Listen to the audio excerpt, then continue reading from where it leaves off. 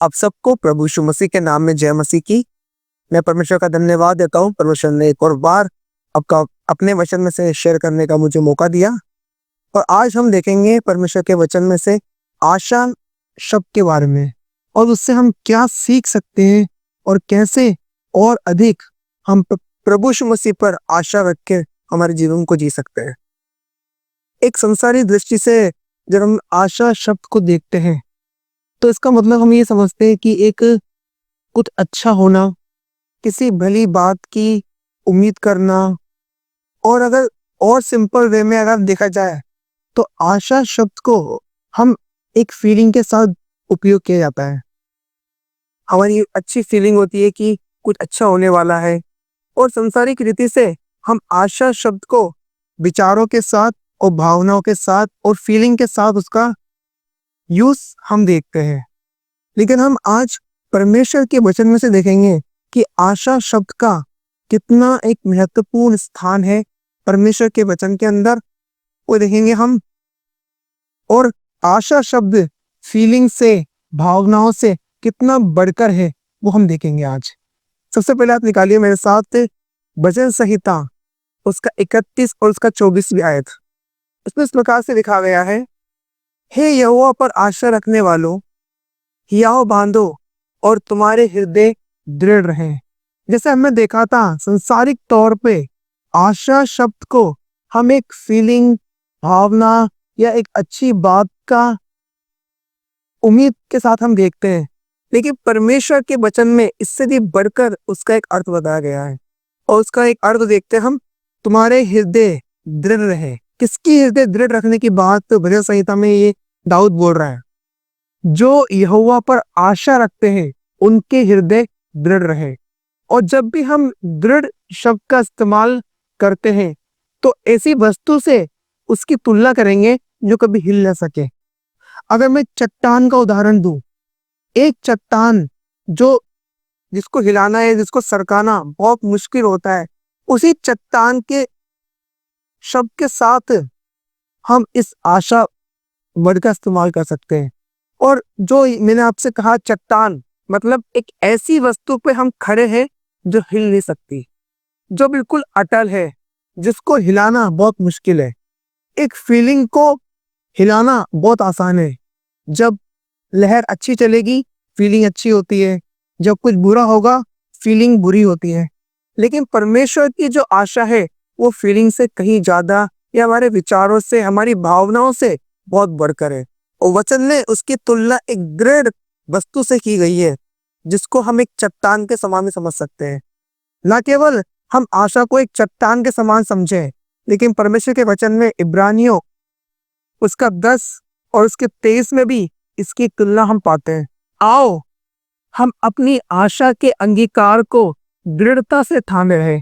एक बार फिर से हमें इस दृढ़ शब्द को देखने का मौका मिलता है। आशा के साथ हम अपनी आशा के अंगीकार को दृढ़ता से थामे रहें, क्योंकि जिसने प्रतिज्ञा की है वह सच्चा है। न केवल वो दृढ़ है चट्टान के समान, बल्कि आशा को हमको थामना भी है, वो एक रस्सी के समान भी है। बाइबल में आशा को फीलिंग से, इसको हम कभी पकड़ नहीं सकते, एक वस्तु के समान समझाया गया है। तो मैं आपको ये बताना चाहता हूँ, जब भी हम प्रभु यीशु मसीह के वचन को पर पढ़ के उस पर विश्वास करते हैं तो ये मानना हमने किसी भावनाओं या किसी कल्पना या किसी थ्योरी पे विश्वास नहीं करा। हमने प्रभु यीशु मसीह के चट्टान पे, जो हमारी चट्टान है, उस पर विश्वास किया है और हमने एक चीज थाम रखी है, वो उसका वचन। बाइबल हमें ये सिखाती है कि आशा के अंगीकार को दृढ़ता के साथ थामे रहे।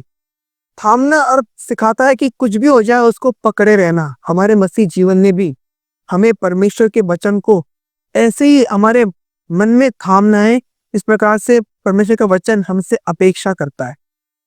और जिस प्रकार से हम कुछ उदाहरणों को अगर देखेंगे, हन्ना के जीवन में देखेंगे क्या समस्या थी। उसके जीवन में एक ऐसी स्थिति थी, उसके बहुत लंबे समय से उसको बच्चा नहीं हुआ था, वो बांझ थी और अपनी निंदा और सब सहन कर करके रोती थी, परमेश्वर के सामने प्रार्थना करती थी और अपनी नामधराई के जिसके लिए वो दुखी थी, लेकिन उसने उस दुखी के अवसर में भी, उस दुखी के मौके में भी अपनी आशा, फीलिंग नहीं बात कर रहा मैं कोई भावना की बात नहीं कर रहा, मैं बात कर रहा हूं दृढ़ता की, चट्टान की, अपनी वो आशा परमेश्वर के ऊपर रखी। और परमेश्वर ने उसकी स्थिति को, जो संसारिक रीति से असंभव था, परमेश्वर ने उसको पूरा किया। क्यों? क्योंकि उसने किसी कल्पना को नहीं पकड़ गई थी, वो परमेश्वर के वचन के ऊपर, परमेश्वर के उम्मीद के ऊपर उसने अपनी आशा रखी थी। इतना ही नहीं, यदि हम अय्यूब के जीवन से देखते हैं, हमने देखा एक असंभव बात को हन्ना के जीवन में परमेश्वर ने पूरा करके दिया, क्योंकि उसने उसके ऊपर आशा रखी थी। अय्यूब के जीवन में जब हम देखते हैं, हम क्या पाते हैं? अय्यूब की परिस्थिति इतनी खतरनाक हो गई थी, इतनी खतरनाक हो गई थी, उसका सब कुछ खत्म हो गया था, लेकिन उसके बच्चे सारे एक ही दिन में मर गए थे। उसके धन संपत्ति, जानवर, सब कुछ उसका एक ही दिन में खत्म हो गया था। इस स्थिति में अगर आशा एक फीलिंग होती ना, तो कब के छोड़ के जा चुकी होती वो अय्यूब को। लेकिन आशा एक चट्टान के समान है, आशा एक उस रस्सी के समान है, इसको हमको पकड़े रहना है। और इसका विवरण याकूब करता है, अय्यूब का विवरण, उसके 5वें अध्याय की 7वीं आयत से 11वीं आयत तक आप पढ़ सकते हो। 19 और 20 में क्या सीखने के लिए मिलता है? 18 से पढ़ूंगा मैं। उसने, अब्राहम ने निराशा में भी आशा रखकर विश्वास किया, इसलिए कि उस वचन के अनुसार कि 13 वर्ष ऐसा होगा, 13 वर्ष ऐसा होगा, यह वचन परमेश्वर का था। और उसने इसी वचन के ऊपर चट्टान के समान विश्वास किया, एक रस्सी के समान उसको पकड़ा रहा, नहीं ये वचन परमेश्वर ने दिया। मेरी आयु चाहे बीतती जा रही हो, शारीरिक रीति से मैं निर्बल होते जा रहा हूं, लेकिन मैं चट्टान के समान उस परमेश्वर के वचन को पकड़े हुए हूं। वह जो 100 वर्ष का था, अपने मरे हुए से शरीर और सारा के गर्भ की मरी हुई सी दशा जानकर भी विश्वास से निर्बल हुआ। परिस्थिति बोल रही है अब नहीं होगा, अब नहीं होगा, अब नहीं होगा। फीलिंग बोल रही है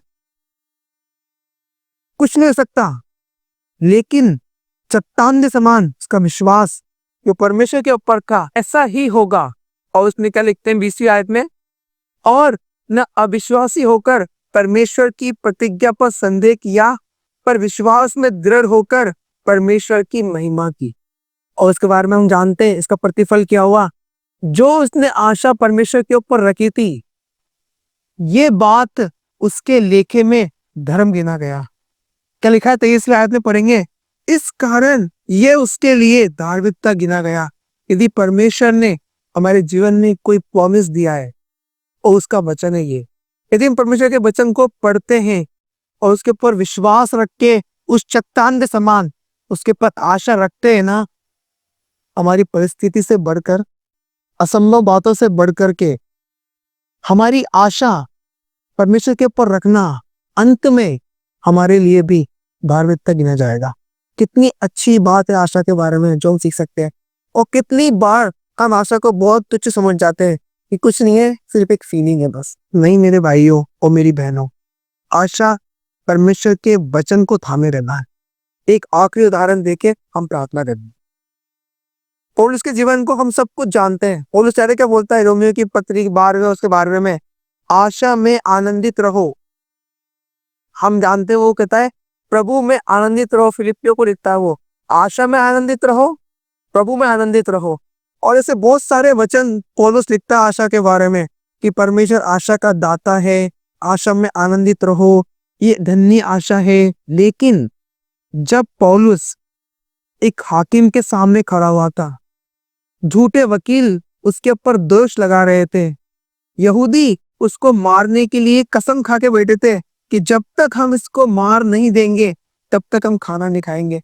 ऐसी स्थिति के बीच में पौलुस था और हर तरह से परेशानियों के साथ घिरा हुआ था। उस समय अगर आशा सिर्फ फीलिंग होती ना, तो कब की छोड़ के भाग गई होती पौलुस को। लेकिन हम पाते हैं इतने परेशानी के बाद भी एक रोमी द्वारा अपॉइंटेड एक हाकिम है, उसके सामने भी पौलुस की जो आशा थी वो परमेश्वर के वचन पे थी। हम क्या पाते, 24 प्रेरितों के काम उसके 24 का 15, और परमेश्वर से आशा रखता हूं जो वे आप भी रखते हैं कि धर्मी और अधर्मी दोनों का जी उठना होगा। लेकिन हम 15 का ए नहीं पढ़ेंगे। स्थिति चाहे कैसी भी हो, पौलुस हमें सिखाता है कि हमारी आशा परमेश्वर के वचन पर हो। मेरे भाइयों, मेरी बहनों, छोटे से वचन के द्वारा प्रभु हमको इस बात को मदद करे। जब तक हम इस संसार में हैं, हम परेशानियों से, परीक्षाओं से, परिस्थितियों से घिरे हुए रहेंगे, लेकिन हम हमारे परमेश्वर के ऊपर आशा रखते रहें। और इतना ही नहीं, आशा रखने वालों का एक साइन है, वो हम पाते हैं वचन संहिता उसका 71 और उसका 14 में। एक व्यक्ति परमेश्वर के ऊपर आशा रखता है, उसका चिन्ह बताऊं क्या होता है? मैं तो निरंतर आशा लगाए रहूंगा और तेरी स्तुति अधिकाधिक करता जाऊंगा। वो व्यक्ति, जब व्यक्ति परेशानी परिस्थिति के साथ घिरा हुआ है, लेकिन उसने परमेश्वर के वचन को थाम रखा है, वो चट्टान पे के ऊपर खड़ा हुआ है, उसका सबूत बताऊं क्या है? उसके मुंह से परमेश्वर के लिए धन्यवाद स्तुति निकल रही है। क्या लिखा हुआ है? मैं निरंतर तेरे पर आशा रखा रहूंगा और तेरी स्तुति अधिकाधिक करता जाऊंगा। मतलब जो वर्शिप मेरे जीवन में परमेश्वर की होती है ना, उस आशा के कारण और बढ़ती जाएगी, बढ़ती जाएगी, बढ़ती जाएगी। हमारी आराधना परिस्थितियों के विपरीत ये दिखाती है कि हम परमेश्वर के ऊपर आशा रखेंगे। इन मिशन के द्वारा प्रभु हम में से प्रत्येक की मदद करें कि जब तक प्रभु का समय लेने का हमें नहीं है, या संसार में जब तक हम संसार में हैं, हमारी आशा जीवित वचन पे है बस। तो हमारी मदद करें। आइए हम प्रार्थना करें। दयालु अनुग्रहकारी पिता परमेश्वर, हम आपका धन्यवाद देते हैं पिता परमेश्वर, आपके लोगों के लिए जो वचन में पिता परमेश्वर उदाहरण के रूप में हमारे सामने है पिता परमेश्वर। उन्होंने अलग अलग स्थिति में पिता आपके ऊपर आशा रखी पिता, और पिता हमें ये सीखने का मौका मिला कि हम भी वैसे ही आपके वचन के ऊपर आशा रखते हुए पिता परमेश्वर, जितनों ने पिता परमेश्वर वचन को सुना है पिता परमेश्वर, चाहे उनकी स्थिति परिस्थिति कैसी भी क्यों ना हो परमेश्वर, लेकिन आज हमारी आशा तो वो केवल आपके वचन के ऊपर था। हमें फील हो या नहीं हो पिता परमेश्वर, बट हम आपके वचन के ऊपर दृढ़ खड़े रहे पिता। आप हमारी मदद करना, सहायता करना पिता परमेश्वर। जितनों ने वचन सुना है पिता, इस वचन पे अपना आशीष देना पिता परमेश्वर। लोगों के मनों में पिता एक जीवित आशा जागृत करने के लिए पिता परमेश्वर आपसे प्रार्थना करें।